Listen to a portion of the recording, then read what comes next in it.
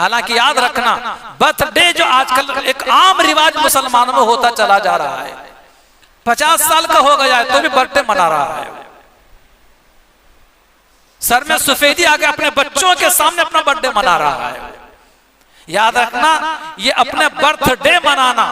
यौम विलादत मनाना, अपनी तारीख पैदाइश मनाना, उस दिन केक काटना, खुशी का इजहार करना, ये इस्लाम ने तरीका नहीं है, बल्कि यहूद और नसारा का तरीका, जिस पर अल्लाह अल्लाह के रसूल ने लानत की है।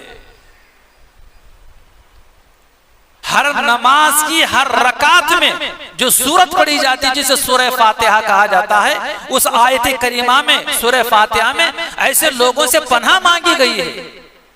गैरिल मग़ज़ूबि अलैहिम वलद्दाल्लीन, ऐसे लोगों के रास्ते से हमें बचाना जिन पर आपका गजब नाजिल हुआ है और जो लोग गुमराह हो गए। मुराद यही दो कौमें, यहूदी और नसरानी। इसलिए भाइयों, ये पैगाम आप सुन रहे हो, कभी जिंदगी में आप अपना बर्थडे न मनाएं, और आपके घर में प्यारे से चांद से बच्चे हों, बच्चियां हों, कभी अपने बच्चों और बच्चियों का बर्थडे न मनाएं। आप नहीं मनाएंगे, घर की औरतें जिद करेंगी,